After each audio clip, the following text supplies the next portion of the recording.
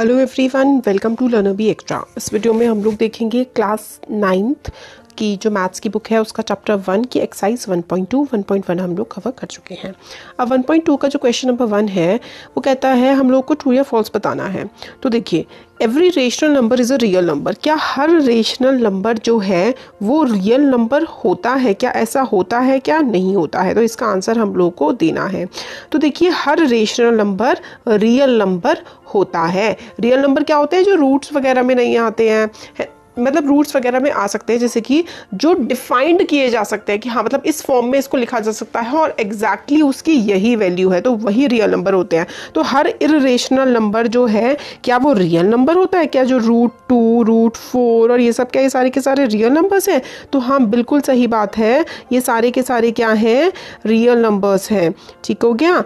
Every irrational number is a real number. ठीक है, ये चीज ट्रू है।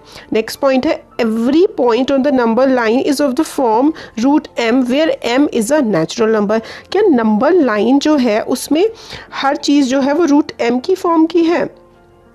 तो देखिए ये फॉल्स हो जाएगा, because negative numbers can not be the square root of any numbers. तो जो निगेटिव नंबर्स है ना वो स्क्वायर रूट में नहीं लिखे जाते हैं। आप ऐसे कभी नहीं लिख सकते हैं, ऐसे -16 नहीं, कभी नहीं, इट इज़ रॉन्ग। आप सिर्फ ऐसे ही लिख सकते हैं। तो निगेटिव नंबर्स जो है ना वो रूट की फॉर्म में नहीं लिखे जा सकते हैं, तो इसलिए ये वाला जो है फॉल्स हो गया, क्योंकि इसमें बोला गया every point of the number line is in the form of √m। तो एवरी जो पॉइंट है वो √m की फॉर्म में नहीं लिखा जा सकता है, क्योंकि नंबर लाइन में निगेटिव नंबर्स भी होते हैं। नेक्स्ट आता है every real number is a rational number. क्या हर रियल नंबर रेशनल नंबर होता है? तो ये फॉल्स है, क्योंकि rational numbers are also a part of real number. Every real number is a irrational number. क्या हर एक जो रियल नंबर है वो इरेशनल ही होगा? नहीं, हर रियल नंबर रूट की फॉर्म में तो नहीं हो सकता। रियल नंबर 1 2 3 4 है ना, हर अब √2 और 2 क्या मतलब आप 2 को √2 लिख सकते हैं? तो आप नहीं लिख सकते, इसलिए थर्ड वाला फॉल्स हो जाएगा, because rational numbers are also a part of real numbers. तो थर्ड वाला भी हमारा फॉल्स है, सेकेंड भी हमारा फॉल्स है और फर्स्ट हमारा ट्रू हो जाता है।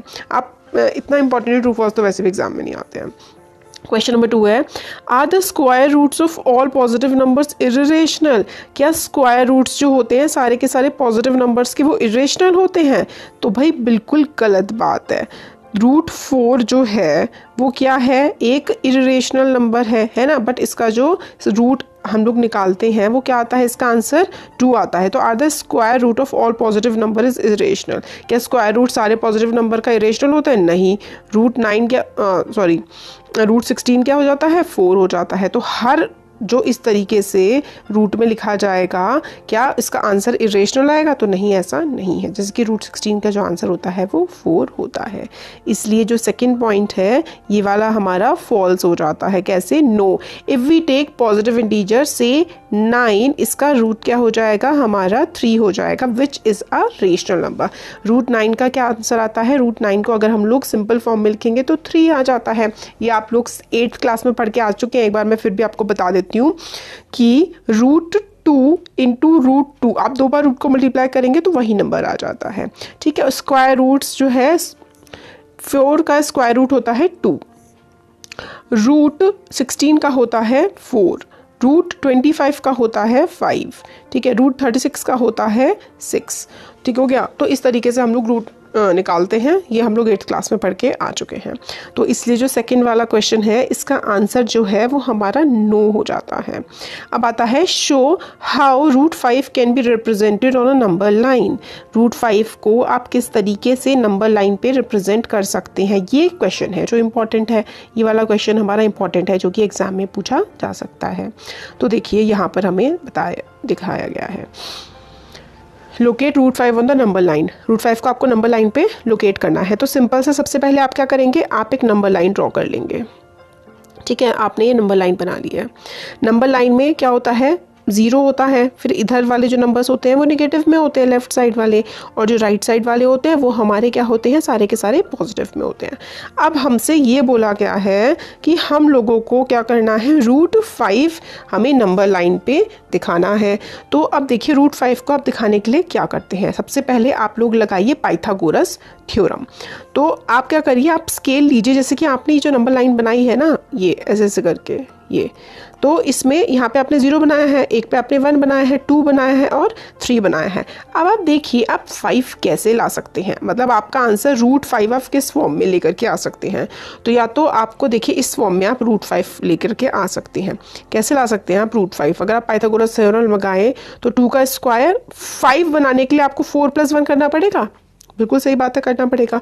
4 को आप लोग क्या लिख सकते हैं, 2 का स्क्वायर, 1 को आप लोग क्या लिख सकते हैं, 1 का स्क्वायर। तो इसका आंसर क्या आ जाएगा, इसका आंसर आ जाएगा 5, राइट, बिल्कुल सही कह रही हूँ। तो 5 बनाने के लिए हम लोगों को किस चीज़ की ज़रूरत होती है, हम लोगों को 5 बनाने के लिए 2 और 1 की ज़रूरत होती है, क्योंकि हमें पाइथागोरस थ्योरम लगानी है। पाइथागोरस थ्योरम आपको पढ़ी हुई है आप लोगों ने, ठीक है, 7th क्लास से। पाइथागोरस थ्योरम जो है, अगर एक ट्राइंगल होता है ना, इस ट्राइंगल की वैल्यू सपोज करिए ABC है, तो ये वाला जो ऐसे ऐसे टेढ़ा टेढ़ा वाला होता है ना, इसको हम लोग हाइपोटेन्यूज कहते हैं, और जो सीधा खड़ा होता है इसको हम लोग परपेंडिकुलर कहते हैं, और ये जो ऐसे ऐसे यहाँ पर होता है ना, इसको हम लोग बेस कहते हैं। अगर आपने नहीं पढ़ा है तो अब यहाँ पर सीख लीजिए, 10th में भी बहुत काम आएगा और आगे के चैप्टर्स में भी बहुत काम आने वाला है। तो अगर कोई ट्राइंगल राइट ट्राइंगल है, राइट ट्राइंगल का मतलब है कि इसका जो एक एंगल है वो 90 डिग्री है, राइट एंगल ट्राइंगल है ये, तो सीधा खड़ा हुआ भाग पर परपेंडिकुलर और टेढ़ा वाला भाग हमारा जो है हाइपोटेन्यूज, और नीचे वाला हमारा बेस होता है। ठीक हो गई ये बात। अब पाइथागोरस थ्योरम जो होती है वो हाइपोटेन्यूज का square is equals to base का स्क्वायर प्लस परपेंडिकुलर का स्क्वायर होती है। तो अब देखिए हम लोगों को √5 बनाना है। अब हम लोगों को ध्यान रखना है कि हम लोग को हाइपोटेन्यूज का स्क्वायर, परपेंडिकुलर का स्क्वायर प्लस बेस का स्क्वायर लगाना है। तो अब हमें ऐसा कुछ करना है कि हमारा परपेंडिकुलर, अगर हमें हाइपोटेन्यूज √5 लानी है तो परपेंडिकुलर बेस हमें क्या बना सकते हैं हम लोग, परपेंडिकुलर बेस या तो हमें 2 और 1 की फॉर्म में हमें लेकर के आना होगा, क्योंकि 2 का स्क्वायर और 1 का स्क्वायर, 2 का स्क्वायर इज 4 और प्लस 1 का स्क्वायर इज 1, तो √5 हमारा बन जाएगा। तो हमें 2 और 1 की फॉर्म में चीज़ को लिखना है, तो आपको साइड में सबसे पहले ये चीज़ सॉल्व करनी है, उसके बाद ही आप नंबर लाइन ड्रॉ कर सकते हैं। तो यहाँ पे हम लोगों ने 2 और 1 की फॉर्म में हमें लेना था। अब ये बात हमें समझ में आ गई। तो हम लोगों ने नंबर लाइन ड्रॉ करी, उस पर हमने ये नेगेटिव, ये 0, ये 1, ये 2 और ये 3, ठीक हो गया। अब हमें ये बात एक चीज़ समझ में ये आई थी वो ये थी कि हम लोगों को जो बेस लेना है वो हम लोगों को 2 और 1 के आसपास लेना है, राइट, ये चीज़ हम लोगों ने समझ ली थी। तो अब आप क्या करेंगे कि एक लाइन बनाएंगे 1 सेंटीमीटर की, ठीक है, 1 सेंटीमीटर की जो है लाइन आप लोग बनाएंगे 2 पर, ठीक है। और वो जो 1 सेंटीमीटर की लाइन आप लोगों ने बनाई है ना, उससे सीधे इस तरीके से ये आपको कंपास और स्केल से करना है। आप कंपास में पेंसिल डालिए और स्केल से पहले वाली लाइन बनाइए, फिर उसके बाद जो 2 ये वाला इनका जो डिफरेंस है ये सब कुछ बराबर होना चाहिए, ठीक है। फिर आप लोग क्या करिए, पॉइंट जो 2 पॉइंट है ना सेकेंड वाला, उस पर आप एक सीधी 1 यूनिट की, सपोज करिए 1 सेंटीमीटर या 2 सेंटीमीटर की जो भी है, बट बिल्कुल इक्वल यूनिट की आप लोगों को क्या करनी है, आप लोगों को इक्वल यूनिट की एक लाइन खींच देनी है, ठीक है। फिर उसके बाद आप लोगों ने क्या करना है, सबसे पहले आपने इतना काम कर दिया, तो फिर आप लोग क्या करेंगे, आप लोग ऐसे करके या आपने इस तरह से लाइन खींच दी, फिर आप इसको यहाँ से जोड़ देंगे। फिर जो आपका कंपास है ना वो आप यहाँ पे रखेंगे इस पॉइंट पर रख करके आप ये वाला मेजरमेंट, मतलब इसको और इसका मेजरमेंट लेंगे, यहाँ पे कंपास का पॉइंट रखेंगे और ये वाला मेजरमेंट आप लोग ले लेंगे, ठीक हो गया। और फिर ये वाला मेजरमेंट लेने के बाद आप यहाँ पर आर्क लगा देंगे। फिर जो आपका यहाँ पर आर्क लग जाएगा मेजरमेंट लेने के बाद, फिर ये आर्क ऐसे करके लग गया, तो बस ये जो यहाँ से पॉइंट यहाँ के ऐसे करके जा रहा है ना, यही ये वाला जो पॉइंट आप बना रहे हैं यही आपका √5 बन जाता है। तो बस सिंपल सा है, ज़्यादा कुछ इसमें आपको इतना कुछ करना नहीं है। सिंपल सा आपको क्या करना है, आप लोगों ने 1 या तो 1 1 पे भी ले सकते हैं। वैसे अगर आप लोग √5 लेना है ना, तो √5 के लिए आपको 2 पे इसको लाइन खींचनी है, फिर ऐसे करके जोड़ना है। ये ट्रायंगल तक तो आप इजीली बना लेंगे, नो बिग इशू राइट, कोई प्रॉब्लम नहीं होगी। जब आपने ट्रायंगल बना लिया ना तो आपके कंपास की नोक को आपको यहाँ पे रखना है।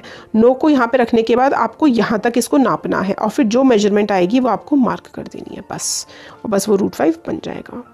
तो आ गया होगा कि बस कुछ भी नहीं है, सिंपल सा है। आपने ऐसे करके ये वाला ट्रायंगल आपने ड्रॉ कर दिया था, फिर आपने यहाँ से लेकर के यहाँ वाला मेजरमेंट लिया और फिर यहाँ पर आपने कंपास को ही रखा और फिर ये वाला आर्क ऐसे करके ड्रॉ कर दिया। कंपास के पॉइंट को यहाँ रखा, पेंसिल ऊपर साइड से, और आपने ऐसे करके आर्क ड्रॉ कर देना है। बस सिंपल सा इतना सा करना है। और बाकी सारे के सारे मेजरमेंट्स जितने भी बनाएंगे, चाहे आप √2 बनाए तो √2 के लिए आपको ऐसे करके 1 और जैसे कि 0 से लेकर के 1 पे ऐसे करके ये वाला बनाना है, ये वाला मेजरमेंट लेना है, फिर इस पॉइंट से रख के आप ऐसे करके आर्क काट देंगे तो आपका √2 बन जाएगा। इसी तरीके से √3 बन जाएगा, ठीक है, 1 और √2 करके। तो सिंपल होते हैं, इसी तरीके से सारे के सारे बन जाते हैं। तो एक्सरसाइज हमारी सेकेंड वाली ख़त्म हो गई। Thank you.